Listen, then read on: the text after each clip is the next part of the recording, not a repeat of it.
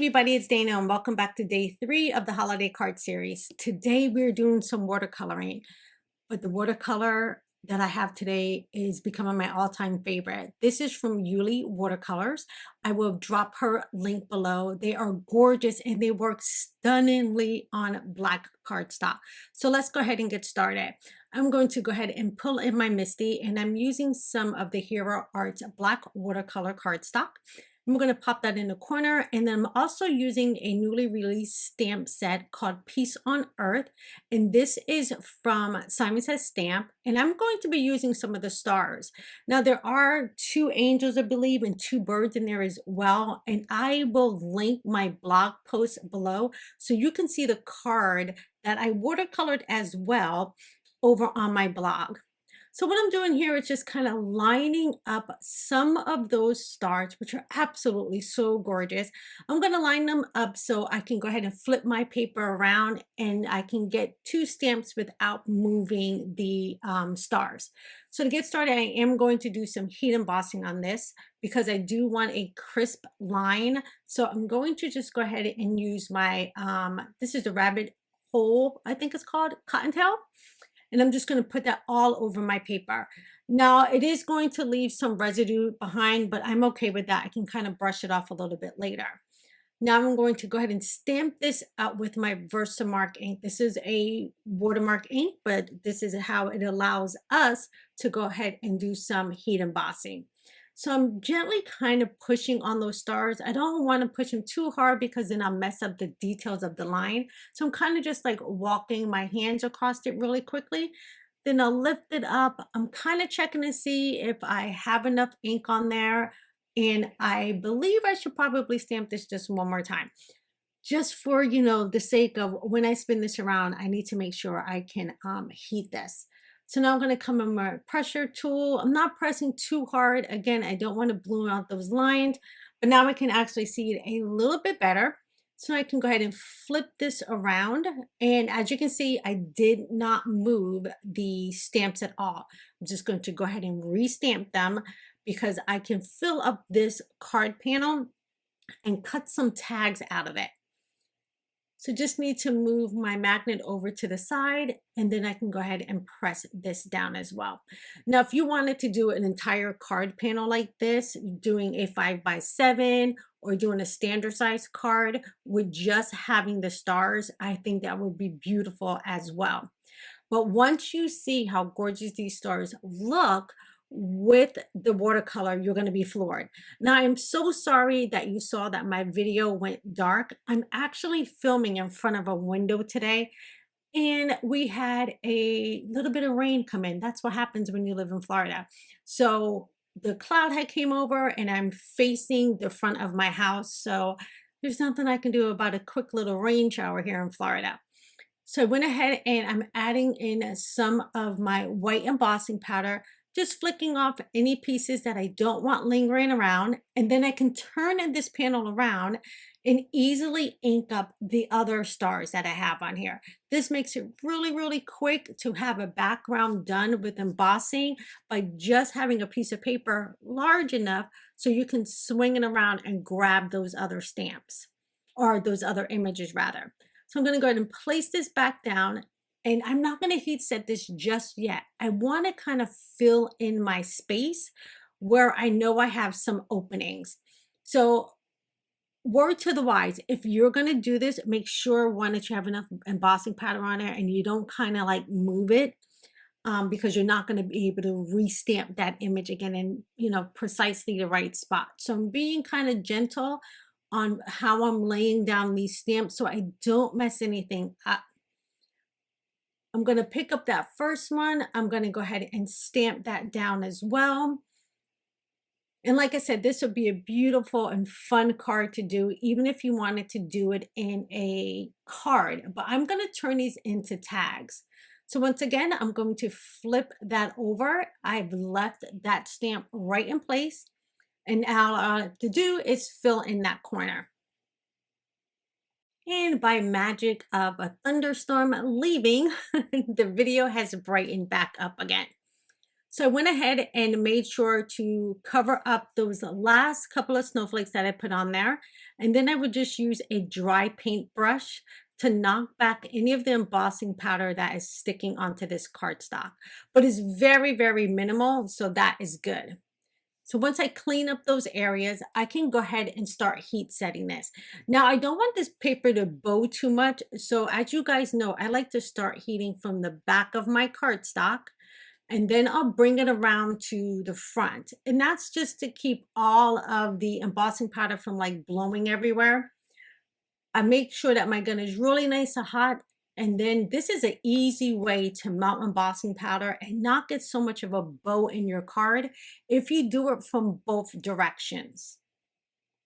All right, now I want to go ahead and zoom you guys in real quick so you can see how gorgeous this watercolor is. So to activate the watercolor, I like to make sure I have a clean pot of water.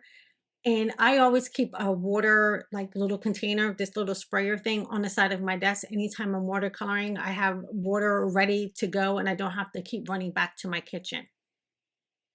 I'm also going to use believe this is a number 6 snap brush. This is a Princeton snap brush. It's one of my favorites, to be honest. I really like the feel of the brush. I made sure to wet each one of those little pods. And you want to do that because you want the water to start activating into the metallics. Otherwise, when you go to pick up the ink, you're mostly going to get water.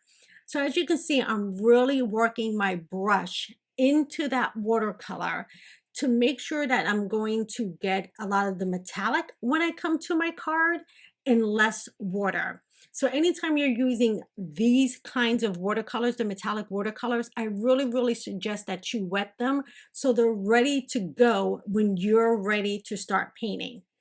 So I'm just going to make sure to keep cleaning my brush, and I'm just coming back in and making sure that each one of these little pans of watercolor are being activated. Now you can do this and like leave them for, I don't know, about a minute or so, just so the water soaks in. And then when you wet your paintbrush and you bring it back over, like I said, you're going to get more of the color. And I do like to kind of spin my brush a little bit in it, so I'm picking up a lot of that metallic. Now I can go ahead and start watercoloring. Now look at how gorgeous this watercolor is. I mean, it is so pretty. I really wish you guys could see this in person because I use these same watercolors when I did a card from Hero Arts a little while back. I'll try to remember to put the link below so you can see it. But I also use these watercolors again on black cardstock, and it was phenomenal. I've gotten to the point now that I really want all of these. So I think for Christmas, I'm going to grant myself my own little Christmas present, and I'm going to grab some more of these. But you can see how pretty that color goes down. Now I'm going to go into the blue, and you can automatically see, right? You can start seeing how thick that looks because I have a lot more of the metallic on my brush and less water. So I'm going to go ahead and speed this up just a little bit, or matter of fact, I'll add some music and you guys can watch me color.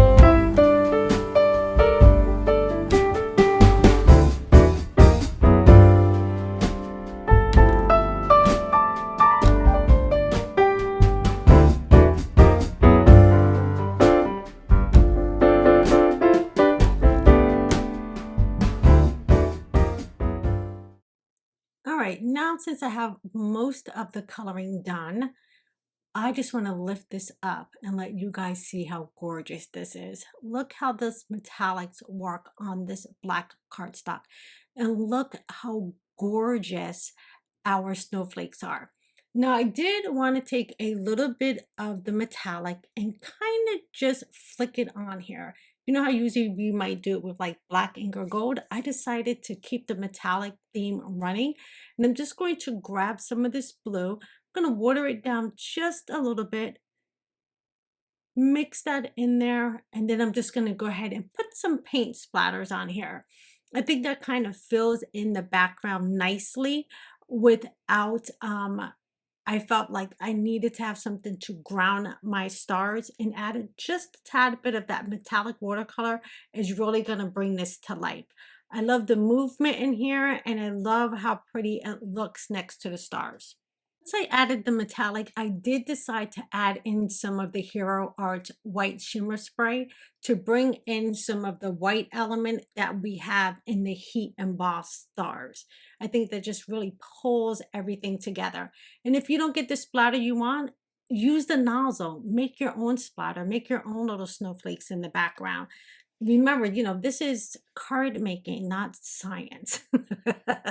We just want to have fun and make pretty things. Once I have everything done, I am going to heat set this because I'm going to want this to be thoroughly dried before I start disassembling this to make tags. All right, I'm going to grab out my Hero Arts Infinity tags, and I'm going to see how many tags I can get out of this one piece. And I think I should be able to get 3. So if I line this up correctly, I should get 3 tags. But I did want to see if I wanted a larger tag so I can't go across. And if I went down, I would lose the amount of tags I can get out of this paper. So I decided to go back to the smaller tag, and I'm going to go ahead and run this through my die cutting machine, and I know I'm going to be able to get 3 of them. Now I have my 3 beautiful tags, and I went ahead and I cut out and heat embossed 3 Merry Christmases on that black cardstock as well. And this is going to allow me to have a sentiment on my tag. Now that Merry Christmas sentiment is also from that Peace on Earth stamp set. I did want to add a little bit of foam tape on my sentiments just to have a little bit of height on them. And again, this is a thinner sentiment, so it's not going to really take up too much of my stars.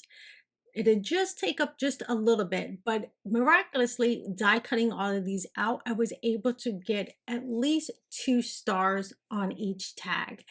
All right, and I can add this third little sentiment to my tags, and that is going to wrap up day 3 of the holiday card series. I realized at this point I didn't have any string to add to my tags. All right, you guys, I will see you in day 4 shortly. You guys have a fantastic day, and I'll see you back here soon. Bye-bye.